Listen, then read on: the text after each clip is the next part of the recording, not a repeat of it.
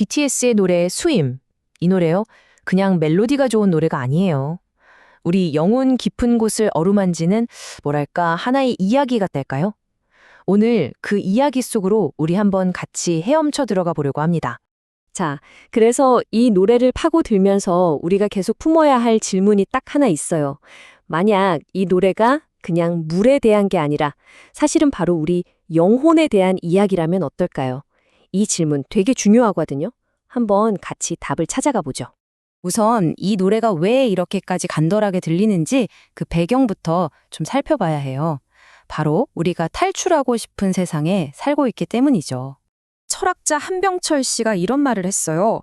현대사회는 끊임없이 우리를 노출시키고 더 나아지라고 채찍질하고 또 언제든 짠 하고 나타날 수 있어야 한다는 요구를 한다는 거죠. 이게 사람을 완전히 소진시킨다고요. 딱 그거예요. 우리 SNS 피드 보면 다들 완벽하게 살고 있잖아요. 나도 잠시도 멈추지 않고 나를 증명해야 한다는 압박감 다들 느껴보셨을 거예요. 그런데 이렇게 막 복잡한 분석이랑은 다르게 슈가의 이 한마디가 진짜 핵심을 팍 찌릅니다. 진짜 장소, 진짜 사람, 그리고 내가 왜 피곤한지 굳이 설명하지 않아도 되는 순간. 아, 정말 이게 바로 우리가 그토록 바라는 아주 단순하고 진솔한 안식처의 모습 아닐까요? 그러니까 핵심은 바로 이거예요. 이렇게 팍팍한 세상에서 친밀함이라는 건요, 단순한 로맨스나 그런 게 아니에요. 이런 거의 생명을 주는, 숨통을 트이게 하는 필수적인 안도감 같은 거죠. 자, 그럼 이제 이 노래의 아주 핵심적인 긴장감에 대해 이야기해 볼게요. 바로 욕망, 아름다움, 그리고 위험입니다. 아름다운데 동시에 위험할 때 우리의 갈망이 왜 더 날카로워지는지에 대한 이야기죠. 노래에서는 이 긴장감을 달과 상어라는 이미지 하나로 딱 보여줘요. 생각해보세요. 부드럽고 매혹적인 달빛 아래에서 본능적이고 뭘 할지 모르는 상어가 헤엄치고 있는 거예요. 이 아름다움과 위험의 아슬아슬한 공존, 이게 바로 욕망의 본질이라는 거죠. 심리학자 에스터 페렐도 비슷한 말을 했어요. 욕망은 거리감, 불확실성, 그리고 살아있다는 느낌을 먹고 자란다고요. 특히 위험은요, 그 아름다움을 순간적이고 짜릿하고 온몸으로 생생하게 느끼게 만들어서 오히려 더 강렬하게 만든다는 겁니다. 생각해보면 너무 안전하기만 하면 오히려 매력이 좀 떨어지잖아요? 그런 거죠. 다시 말해, 위험은 아름다움을 그냥 눈으로 보는 것에서 끝내지 않아요. 그걸 우리 혈관 속으로, 온몸으로 흐르게 만들죠. 더 이상 내가 관찰자가 아니라 그 경험의 한가운데로 들어가게 되는 거예요. 그러니까 그 욕망을 잊을 수가 없는 거죠. 자, 이제 이야기는 클라이맥스로 갑니다. 바로 뛰어드는 순간이에요. 더 이상 해안가에서 망설이고 바라만 보는 게 아니라 마침내 그 미지의 세계로 뛰어들기로 결심하는 바로 그 순간 말이죠. 이 결심의 과정이 참 흥미로워요. 처음에는 그냥 멀리서 지켜보면서 저기 좋겠다 하고 동경만 하죠. 이게 1단계. 그러다가 2단계로 넘어가면 근데 내가 저기 뛰어들면 어떻게 될까? 위험하지 않을까?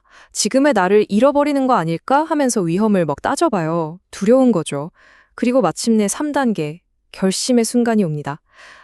이렇게 뛰어들지 못하고 망설이는 것 자체가 이미 너무 고통스럽구나 하는 걸 깨닫는 거예요. 그리고 바로 그때 이 노래의 핵심 가사가 터져 나옵니다. 그냥 뛰어들고 싶어. 이건 더 이상 망설이지 않겠다는 선언이고 행동하겠다는 약속인 거죠. 키르케고르라는 철학자가 이런 말을 했어요. 진짜 결정적인 변화는 밖이 아니라 안에서 일어난다고. 뛰어들기 전에는 자아가 막 분열되어 있대요. 이럴까 저럴까. 그런데 뛰어든 후에는 행동 속에서 비로소 자아가 스스로를 선택하게 된대요. 그때 진짜 나가 되는 거라고요. 상상 속의 내가 아니라 실제의 내가 되는 거죠. 자, 그럼 뛰어들었어요. 그 다음엔 뭐가 있을까요? 여기서부터는 잊지 않고 치유하기에 대한 이야기입니다. 슬픔이 삶의 일부라는 걸 인정할 때 진짜 치유라는 게 과연 어떤 모습일지 한번 탐구해보죠. 여기서 중요한 게 2가지 치유를 좀 구분해야 해요. 첫 번째는 일시적 도피예요. 이건 이 감정 당장 어떻게 멈추지? 라고만 묻는 거죠. 상처에서 그냥 등을 돌려버리는 거예요. 그럼 나중에 결국 공허해져요. 반면에 진정한 치유는 질문부터가 달라요. 이 시간을 잘 살아내려면 내게 어떤 보살핌이 필요할까? 라고 묻죠. 상처를 부드럽게 마주보는 거예요. 이게 바로 우리를 더 강하게 만드는 치유입니다. 존 오도나휴라는 시인의 말이 정말 와닿는데요. 치유가 항상 고통을 없애는 건 아니래요.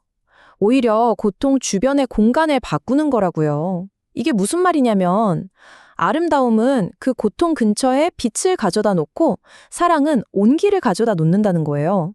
슬픔이라는 어둠이 사라지진 않더라도 그 곁에 빛과 온기가 있으면 견딜만 해지는 거죠. 그래서 진짜 치유는요, 마치 리듬이 돌아오는 것처럼 느껴져요. 막 억지로 행복한 척하는 게 아니라 그냥 내 안에서 어둠만이 유일한 목소리는 아니구나 하는 그런 감각이 드는 거예요. 균형을 되찾는 느낌이랄까요? 자, 이제 결론입니다. 그렇다면 이 노래에서 수영의 진짜 의미는 뭘까요? 이건 삶으로부터의 도망이 아니에요. 오히려 그 반대죠. 가장 본질적인 삶으로 돌아가는 겁니다. 이 수영이라는 행위는요, 우리를 다시 진짜 삶과 연결시켜줘요. 머리로만 생각하는 대신 온몸으로 느끼게 하고 강한 척하는 갑옷을 벗고 나의 약한 모습을 인정하게 하고 무감각 대신에 살아있다는 생동감을 되찾게 하죠. 결국 세상의 압박과 소음 때문에 단단하게 굳어지기 이전의 나, 가장 나다운 모습으로 돌아가는 여정인 거예요. 그래서 이 분석을 통해 우리가 얻을 수 있는 마지막 핵심 메시지는 이거라고 생각해요. 한 사람이 할 수 있는 가장 깊이 있는 말이 난 모든 걸 다 이해했어가 아니라는 거죠. 오히려 난 들어갈 준비가 됐어 라는 말. 모든 걸 통제하고 이해하려는 태도보다 때로는 그냥 온전히 나를 내맡기고 삶에 참여하려는 그 용기가 훨씬 더 깊은 의미를 갖는다는 겁니다. 자, 이제 마지막으로 여러분께 묻고 싶습니다. 여러분의 삶에서 당신이 들어가기를 망설이고 있는 그 물은 어디에 있나요?